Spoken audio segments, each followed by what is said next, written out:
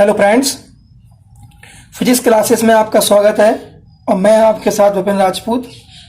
तो फ्रेंड्स, आज हम फिजिक्स की यूनिट 3 का एक क्वेश्चन सॉल्व करेंगे और एक क्वेश्चन है सेलों का श्रेणी संयोजन कैसे किया जाता है। प्रपथ में प्रवाहित धारा के व्यंजक की व्युत्पत्ति कीजिए। और क्वेश्चन में हमको बताना है, जो क्वेश्चन में पूछा गया है कि यह संयोजन कब लाभप्रद होता है। तो हमें आंसर में स्पष्ट करना होगा कि जो श्रेणी संयोजन है यह लाभप्रद कब होता है। तो फ्रेंड्स, सबसे पहले हम बता दें आपको कि जो सेल होते हैं उसके बारे में हम आपको जानकारी दे चुके हैं कि सेल एक ऐसी युक्ति है जिसमें रासायनिक ऊर्जा को विद्युत ऊर्जा में बदला जाता है और यह परिपथ में लगातार धारा की पूर्ति के लिए उपयोग में लाया जाता है। तो फ्रेंड्स, आज हम जो क्वेश्चन सामने है उसमें ये स्पष्ट करना है कि जो श्रेणी संयोजन होता है सेलों का वो कैसे होता है। इसके बाद हमारा अगला क्वेश्चन समांतर के लिए होगा। वहां पर हम पैरेलल पोजीशन में सेलों को लगाएंगे। यहाँ लगा रहे हैं हम सीरीज में। तो फ्रेंड्स, आप देख रहे हैं कि यहाँ पर देखिए ये मैंने चित्र बनाया है। इस चित्र में आप देख सकते हैं कि हमने 3 सेल लिए हैं, पहला, दूसरा और तीसरा। अब इनको एडजस्ट कैसे करना है, तो आप ध्यान दें कि हमें इसमें एक बात ध्यान रखना है विशेषकर कि जो पहला हम सेल लेंगे उस पहले सेल को हम इस तरह से एडजस्ट करेंगे कि उसका जो प्लस सिरा है वो प्लस सिरा ए से कनेक्ट करना है। उसके बाद दूसरे सेल का धन सिरा पहले सेल के ऋण सिरे से कनेक्ट करना है। ऐसे ही दूसरे सेल का ऋण सिरा तीसरे सेल के प्लस सिरे से कनेक्ट करना है। और लास्ट में हम क्या करेंगे कि तीसरे सेल का जो ऋण सिरा है उसे V से कनेक्ट कर देंगे। और अंत में हम क्या करेंगे कि सिरे A के द्वारा जो तार जा रहा है, वायर जा रहा है, और सिरे B से जो वायर जा रहा है, इन दोनों के बीच में हम प्रतिरोध कैपिटल R और कुंजी K जोड़ देंगे। तो इसे हम ऐसे कहेंगे स्पष्ट शब्दों में कि हम सिरे A और B के बीच बाह्य प्रतिरोध कैपिटल R और कुंजी K जोड़ देते हैं। ओके, अब इसके बाद यहाँ पर हम धारा की बात करते हैं। जो धारा हो रही है ना, धारा बह रही है, तो धारा जो बहेगी हम उसकी बात करते हैं। तो उसके पहले हमें एक बात ध्यान देना है। क्या बात ध्यान देना है कि यहाँ पर आप देख सकते हैं कि प्रत्येक सेल का जो आंतरिक प्रतिरोध है वो स्मॉल r है और बाह्य प्रतिरोध क्या है, कैपिटल R। ओके, अब यदि हम यहाँ पर n सेलों की बात करें, अभी मैंने 3 सेल लिए हैं, अब ऐसे ही सपोज करिए हम n सेल ले लेते हैं। तो n सेलों का जो आंतरिक प्रतिरोध वो क्या होगा, nr, और बाह्य प्रतिरोध ऑलरेडी क्या है, कैपिटल R। तो इस तरह से ये स्पष्ट होता है कि जो परिपथ का जो बाह्य प्रतिरोध है, परिपथ का जो बाह्य जो कुल प्रतिरोध है, या ऐसे कहना चाहिए कि परिपथ का कुल प्रतिरोध, बाह्य प्रतिरोध तो अब कैपिटल R हो गया, तो परिपथ का कुल प्रतिरोध क्या हो जाएगा, R plus NR। Okay, very easy. अब हम आगे बढ़ते हैं। जहां प्रतिरोध ज्ञात हो गया है और प्रत्येक सेल के लिए विद्युत वाहक बल कैपिटल E है। ओके, तो यहां जो कैपिटल E है ना,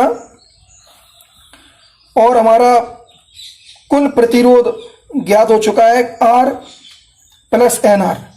ओके, तो यहां क्या करेंगे, हम धारा ज्ञात कर सकते हैं बड़ी आसानी से। धारा कैसे ज्ञात करेंगे, धारा ऐसे ज्ञात करेंगे कि अब ओम का नियम लगाएंगे हम। और ओम के नियम से क्या होता है, ओम के नियम से होता है V बराबर IR। क्या, V बराबर I इंटू आर। अब यहीं पर अगर हम आई ज्ञात करें तो क्या होगा, बी अपॉन आर। समझ में आ रहा है आपको? आई बराबर क्या हो जाएगा, बी अपॉन आर।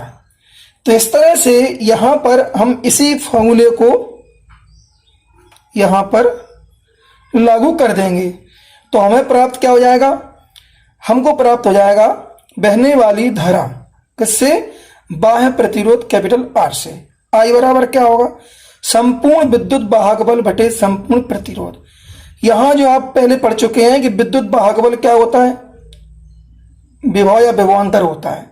ओके, तो यहां विद्युत वाहक बल क्या हो जाएगा, एन ई, क्योंकि 3 सेलों के लिए ई है तो एन सेलों के लिए क्या हो जाएगा, एन ई अपॉन, यानी बटे में क्या होगा, संपूर्ण प्रतिरोध यानी कुल प्रतिरोध जो हम ज्ञात कर चुके पहले, are plus N R.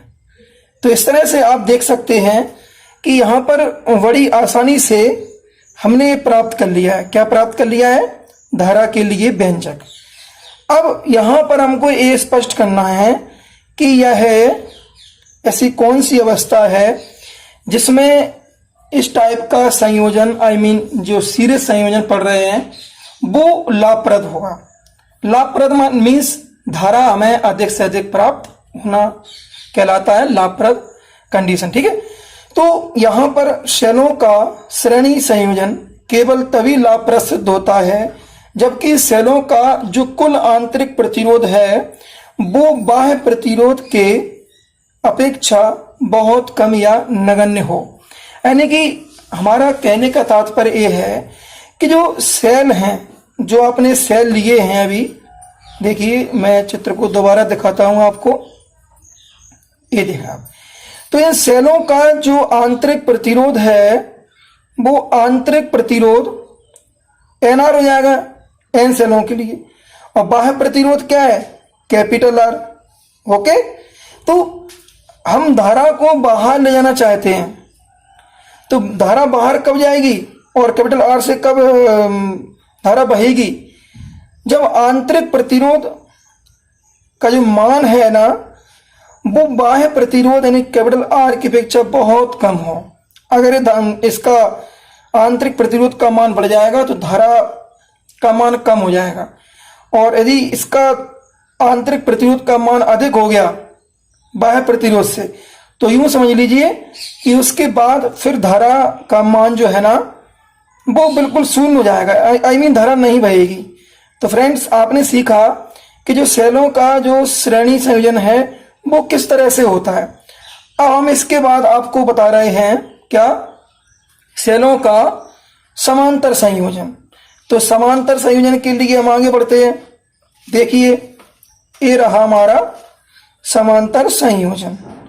Okay, देखिए तो यहां पर हम अब पढ़ने वाले हैं समांतर संयोजन को। तो समांतर संयोजन में क्या है, केवल ये अंतर है कि अभी हमने सेलों को लगाया था सीरीज में, अब हम लगाने वाले हैं पैरेलल में, यानी कि वहां पर ये समांतर रहेंगे आपस में। तो क्वेश्चन वही है, बस समांतर हो गया, और फिर से वही बात कही गई है कि यह संयोजन कब लाभप्रद होगा। ओके, अब इसमें हम आगे बढ़ते हैं। तो इस संयोजन में चित्र की भांति सभी सेलों की धनात्मक प्लेटें एक बिंदु कैपिटल ए से और ऋणात्मक प्लेटें दूसरे बिंदु बी से जोड़ दी जाती हैं। अब बिंदु ए व बिंदु बी के बीच हम क्या करते हैं, बाह्य प्रतिरोध क्या लगा देते हैं, पहले की भांति जो भी लगाया था कैपिटल आर यानी कि बाह्य प्रतिरोध माना है उसे लगा देते हैं, और कुंजी के लगा देते हैं। और इस तरह से यहां पर हमने देखा कि जो सेलों के पूरे धन सिरे हैं वो ए पे कनेक्ट हो गए हैं, और सभी सेलों के जो ऋण सिरे हैं वो बी पे कनेक्ट हो गए हैं।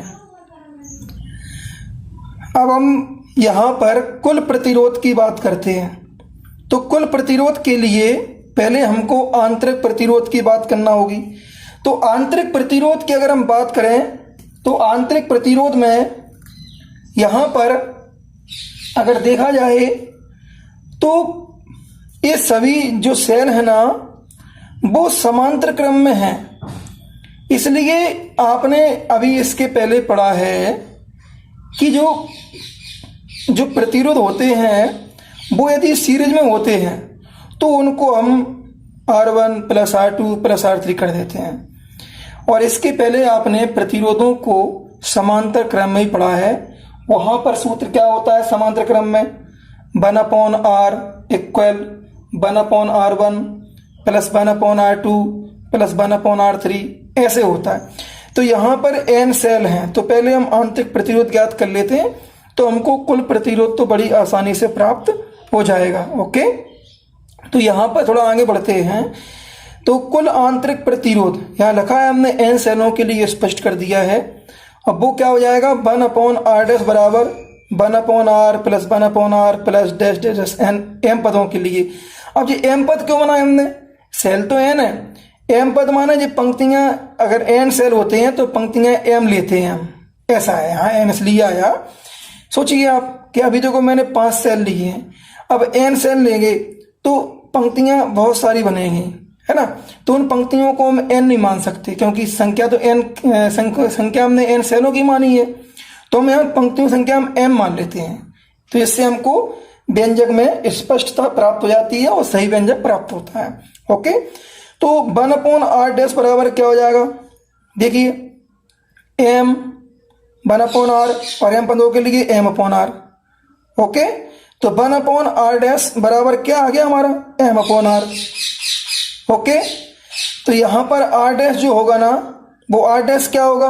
वो R/m होगा, क्योंकि इसको उल्टा कर देंगे। 1/R' बराबर m/R है, इसको उल्टा करेंगे तो R' बराबर क्या हो जाएगा? R/m। अब यहां पर अब हम आंतरिक प्रतिरोध ज्ञात करने के बाद हम कुल प्रतिरोध की बात कर सकते हैं। तो परिपथ का जो कुल प्रतिरोध वो क्या होगा? R + R' बराबर क्या हो जाएगा? R + R/m। ओके, अब हम यहां पर ओम के नियम की बात करते हैं क्योंकि हमको धारा की बात करना है। तो अभी मैंने जो जिसके पहले क्वेश्चन में धारा की बात की थी वैसे ही अब करेंगे ओम के नियम से। क्या होगा? I बराबर क्या होगा? I बराबर हो जाएगा V/R। यहाँ V क्या है? विद्युत भागबल है बटे संपूर्ण प्रतिरोध।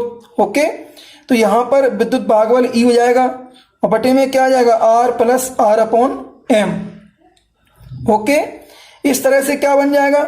इस तरह से यहां बन जाएगा ME/mR + R। ओके, अब यहां पर हम अब ये स्पष्ट किए देते हैं कि यह संयोजन लाभप्रद कब होगा।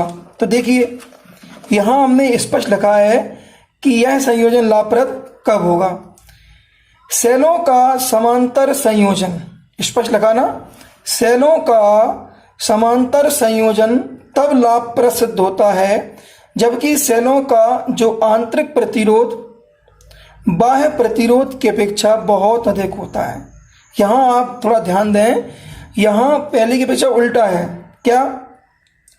कि यह जब लाभप्रद होता है कब?